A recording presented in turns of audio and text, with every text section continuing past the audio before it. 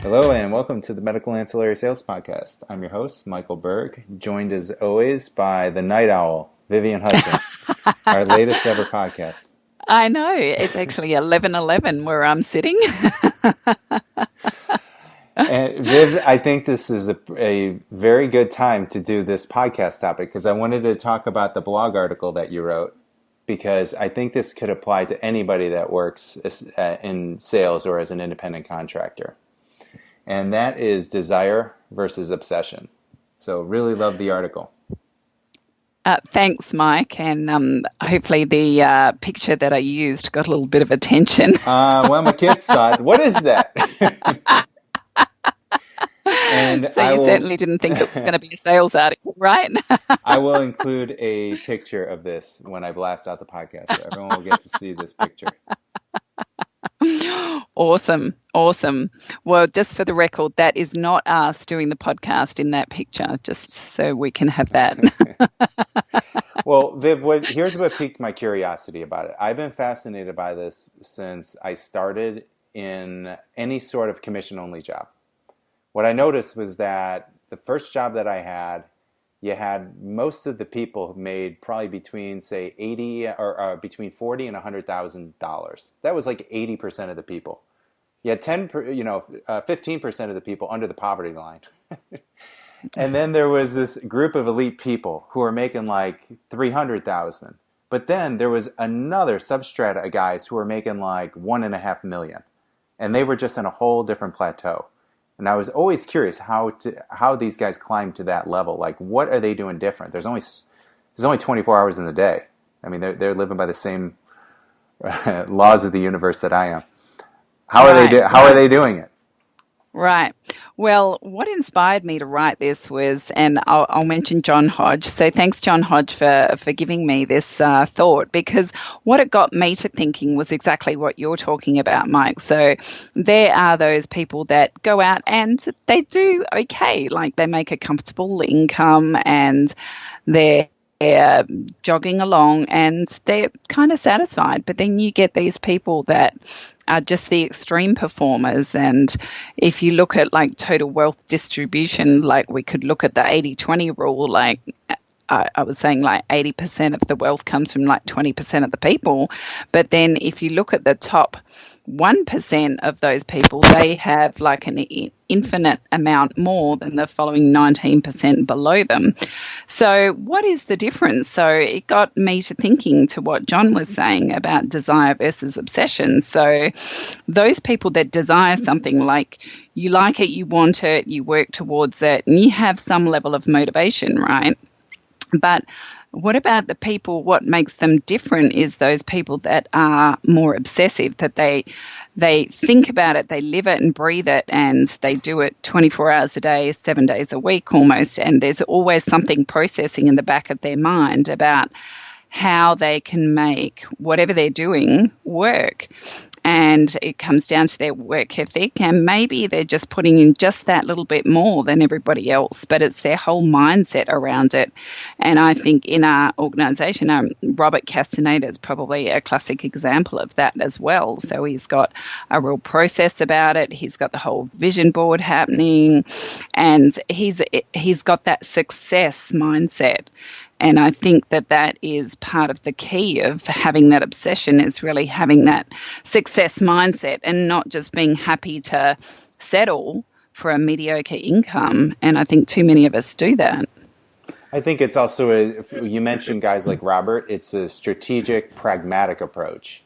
It's looking at what actually works. What are the pieces of the puzzle I need to put together to get to that end goal? And he can see that as a real possibility, because a guy like Robert has actually been there before, having had a couple inventions that he made some money with. So he knows that it's possible to get there, so he can start to put those pieces together. I think a lot of people dream of those things, but they never dream about those action steps.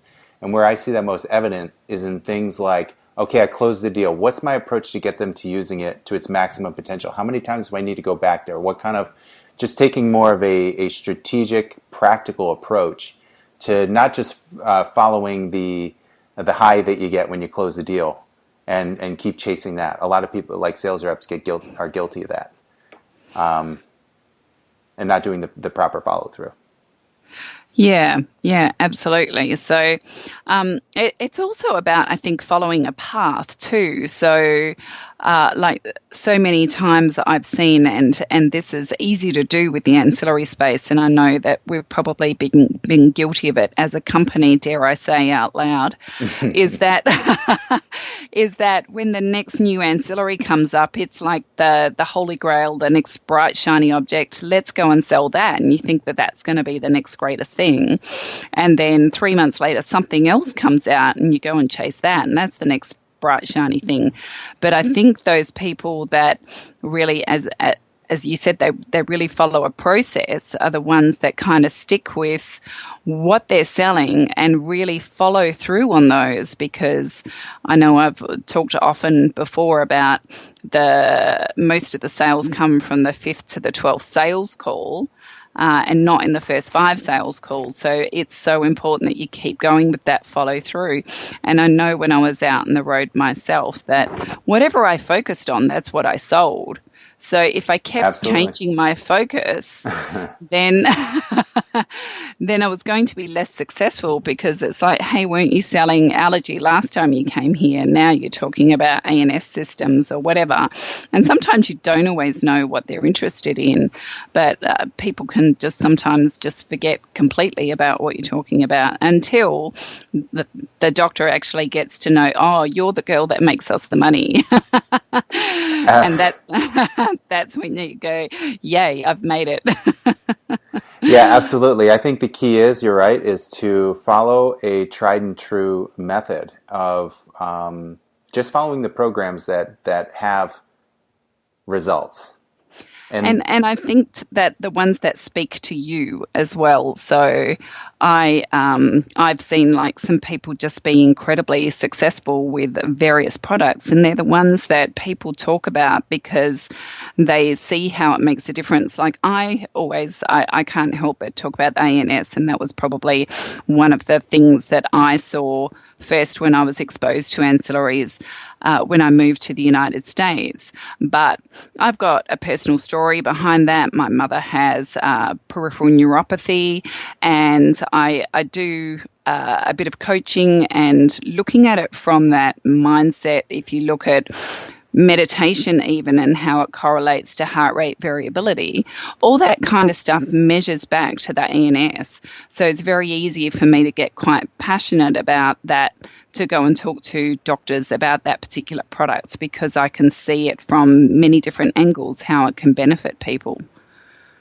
So that is a great piece of advice, to find something that you're passionate about. I can tell you the same thing. The things that I believed in the most. It doesn't have to be even something that you have a personal connection to. If you don't have a personal connection to something, but you just really, really believe that the doctor would be an idiot for not signing up for this. This just would make so much sense to his practice, and it's something that you're extremely enthusiastic that you just extol the virtues. Those sorts of programs I'm always very excited about, and the ones I'm most excited about, those are the ones that I end up doing the best with. Yes, and like I know, like we've got the onychomycosis program now, and I mean, I get excited about that one too, because when I worked in the pharmacy world, I saw how many people had that problem and how many people were really embarrassed about it, and how often they didn't know that there was a way that could be treated and that they would have normal toenails again. So when you can have a simple conversation like that then in turn impacts other people's lives for the better, then that's something that's easy to get passionate about, definitely. Absolutely, and you hit one that's near and dear to my heart there. I've managed to, that just doing our podcasts and having guys who have been on this podcast like Robert and Billy, who've closed a lot of deals. Those guys have inspired me to go out there. I'm like, yeah, this makes perfect sense. Why wouldn't a doctor do this? Mm-hmm. And you start getting that mindset when you're walking into the office. You're like, no, listen. I mean, your whole demeanor and everything is, I got this. This is a no-brainer. And I've gone out there 4 days, closed 3 deals. And these are not people I have long-standing relationships with. So these deals are easy to get if you go in with the right mindset and if it's something that you're passionate about. Absolutely, absolutely. Well, Viv, I think we covered it. Thank you. I'm going to let you. I'm going to let you get some warm milk and put on your nightcap and saunter off to bed. I So know now. thank you very much. Thanks, Mike. Okay.